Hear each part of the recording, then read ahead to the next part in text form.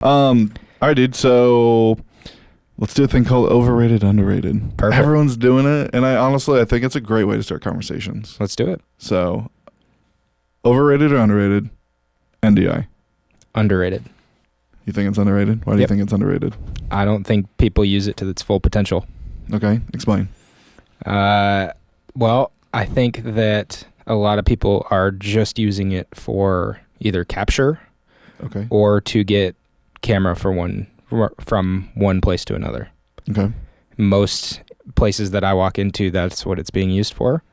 And I think it has so much more potential than that. And so, like, one of the ways that I use it is to bring in ProPresenter output as a source for an LED wall, which avoids a switcher. Oh, okay. So by doing that, it's allowing whatever software I'm using for the output of my LED wall to act as the switcher.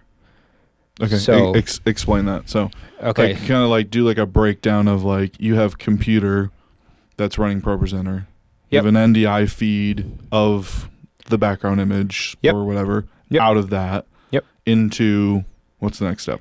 So for me, in my use case specifically, it's Resolume. Okay. So another computer running Resolume. Mm-hmm. Okay. Yep. So that computer is just doing Resolume. Which could be Pro Video Player or what other... Sure. Yeah, whatever. But you're using Resolume. Mad Mapper, you name it. Yep. And so we're taking NDI from ProPresenter in as an input. That way we can choose where that output is going if you have multiple LED walls or you want it sized or scaled differently. So, like, you're tiling it. Mm-hmm. Okay. Yep. And then... For my use case, we have several cameras that are NDI, and so the ability to bring those in and place them wherever I want to without having to go through a router or a switcher or add more infrastructure. Because you have multiple rooms, so you could technically pull one of the cameras from the room that's on the one side of the building. Yep. All the way into the main sanctuary and throw that on the LED wall if you want to. Yep. So we've done that before with baptisms in a room all the way across our building, and our building is not small. No. And so it's because we that building grew, and like instead of like Willow Creek, it feels like it's like there's old sanctuary, and they just built their new sanctuary like literally right next to it, where the church that you work at, that I used to work at, they have sanctuary, then they built like a youth room, and then another youth room, and then another youth room, and then they built another sanctuary. Yeah, it's a super long campus. Yeah, it's not super wide, but it's real long. Real long, yeah. And so for us, fiber is your friend. Yeah, and there's a lot of it. Yeah. You know, they did the infrastructure really well when they did it. Yeah. But to not tax a lot of those resources, because you never know when you're going to need a fiber run from one end to the other. Yeah.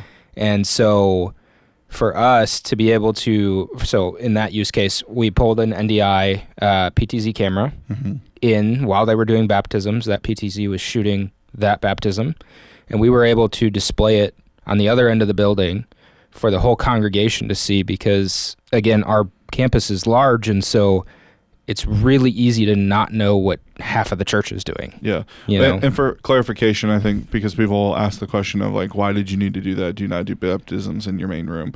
You guys have a Spanish ministry that meets in that room. Yep. So we wanted them to be a part so that we could all celebrate as a church together. Yep, absolutely. Just for clarification for people going, why are you doing that?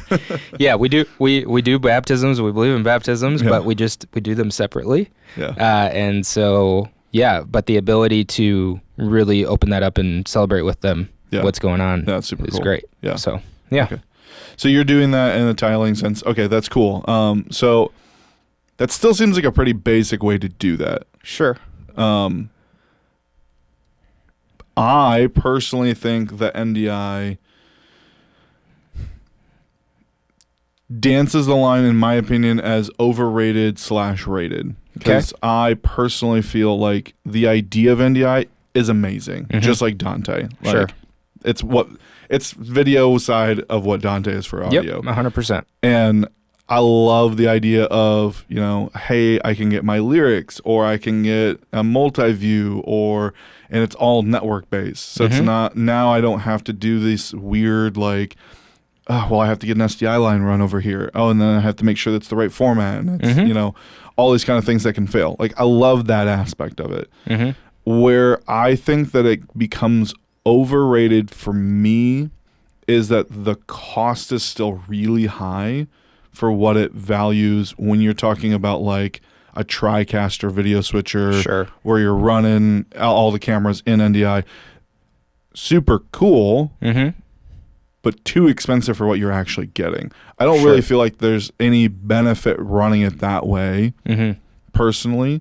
I think that the idea of like what you guys are doing, where it's like, because are you guys running those cameras NDI for that room altogether, or are you just like, because like you're using the Bird Dog cameras, which are, you get PoE power for them, you get control, and you get NDI, whether you need it or not.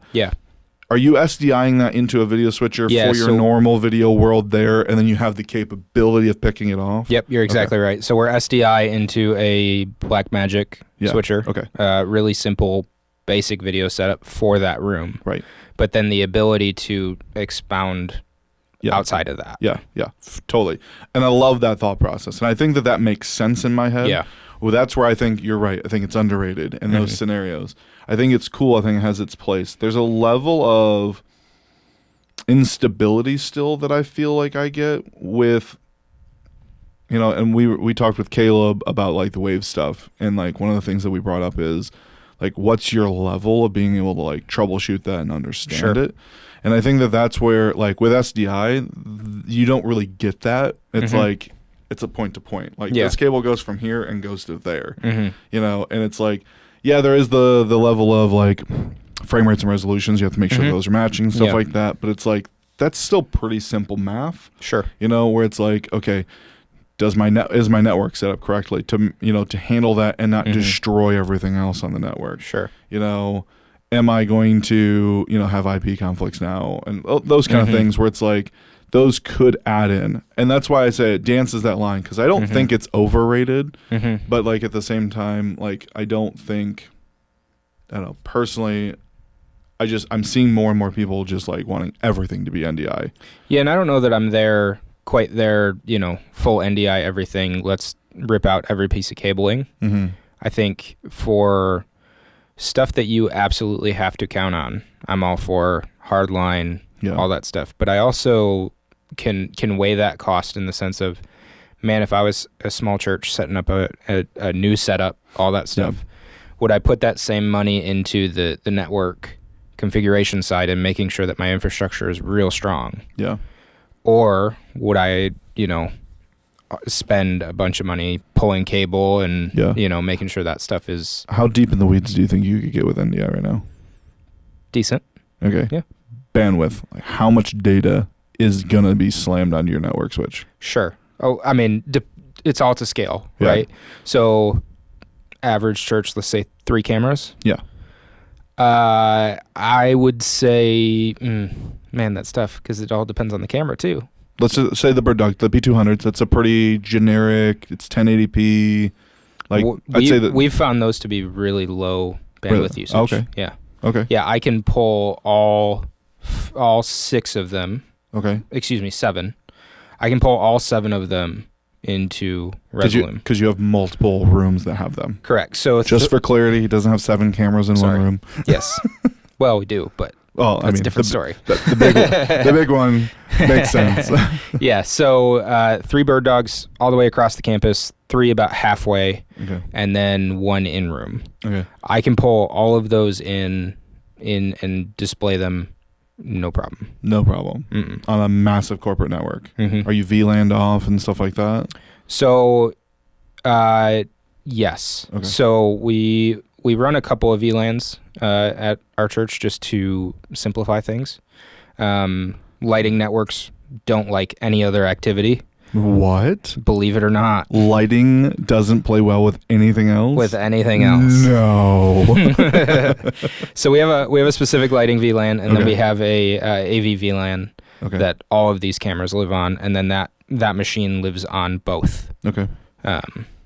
Okay. So pretty light. I mean, go get something off the shelf at Best Buy and be fine, or should it be layer 2, layer 3? Like, what are you talking here? I mean, depending on what it is. Because I mean, I've ran them off of Ubiquiti Pro switches. I mean, I don't like the non-Pro switches because like they just don't have the data processing power. Yeah. I mean, that's 24 port Pro switches, like $800. Yeah, I think that would handle it just fine. Yeah, because I think that's kind of what you guys are running. I think for the most part. Yeah. Yeah, and maybe this is an OBS problem, but I've had where like I'll have ProPresenter running a full, image, like here's my announcements, video slide, whatever. I'll have that in as like an NDI feed. I'll have lower thirds, just lyrics with alpha channel as a lower third. And then I'll do like a picture-in-picture setup. Sure. And I will consistently, maybe once a month, have to reconnect those. So are you using OBS on the same machine? No. Okay. So it's like I have iMac in main sanctuary, Mac Mini in broadcast. That's OBS. That's actually pushing it out. And like I said, like no updates are being done because like that's usually like my first question. Did you update anything? Right. No, we didn't update anything. Okay, cool. And so this is a client that I have specifically because they didn't have the infrastructure. They had network, and I was like, okay, well, we could do this. Don't worry. And so like I took notes. So I have a document that states what OS each computer is running, which version of ProPresenter, which version, so it's like when they go, no, I didn't update it. And I go to my list and I go, yeah, you did. Which keep in mind, you should all be doing that. Yes. Document everything. Yeah. That way you can track back when a problem starts, if it starts. Right.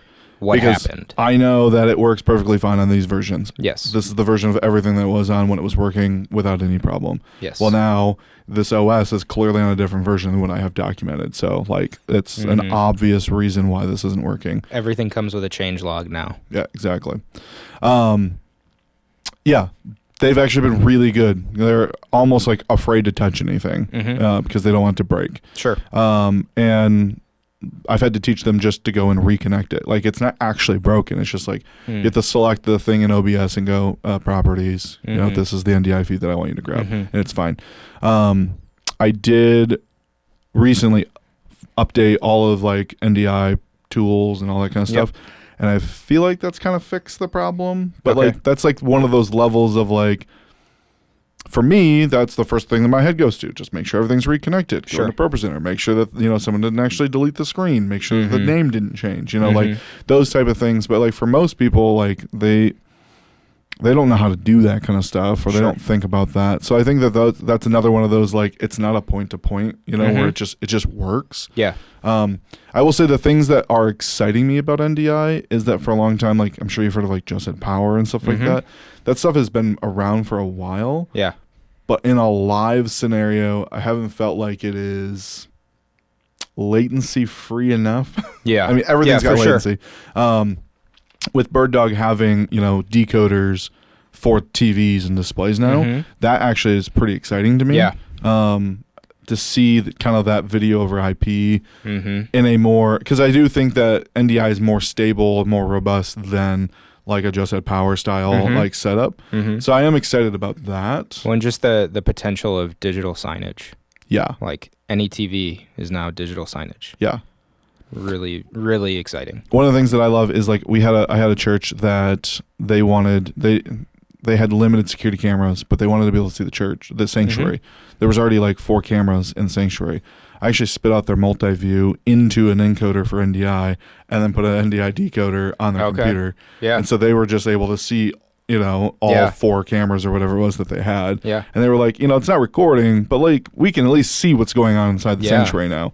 And so like there's a bunch of those kind of things where it's like there's already network connections usually almost everywhere. And so like that is, I think, the benefit to it. And that's why I don't want to say that it's overrated. Yeah. But like, I have a hard time going, I'm going to deploy this and it's going to be super robust, especially like I was saying, like on that TriCaster side of things, where it's like everything is NDI. That just, I think in a couple years it'll probably be cool in my head. Yeah. But like right now, that just makes me super nervous. I think more and more devices will start coming with it native. Yeah. Just in the sake of it's an open platform that anybody can adapt to. Yeah. Theoretically. And I feel like we're starting to see that. You know, like most of the Sony PTZs have them now. Most of the Panasonics, most of the PTZ optics have them, especially in the PTZ world. So if nothing else, NDI can be a fail-safe if something dies. Yeah. You know, if your switcher dies, there's NDI switcher software that you could make work in a few hours. The best thing about NDI that I've used it for is to have 0 paid softwares and to be able to multi-stream to multiple locations without having to do anything. Yeah. With NDI virtual input. Open up YouTube, open up Facebook, open up my website, and go, oh, grab this input, grab this input, grab this input, broadcast. And I'm not actually even encoding on OBS.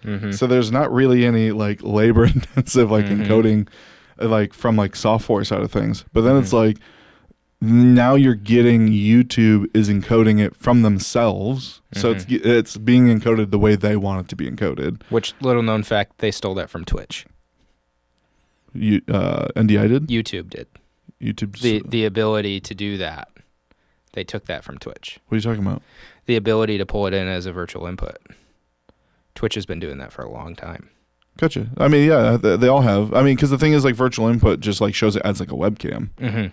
So like both, like if you don't run that, you can't do that. You can't do that on Twitch either. I guess I'm confused. Haven't they always done that? No. Gotcha. It's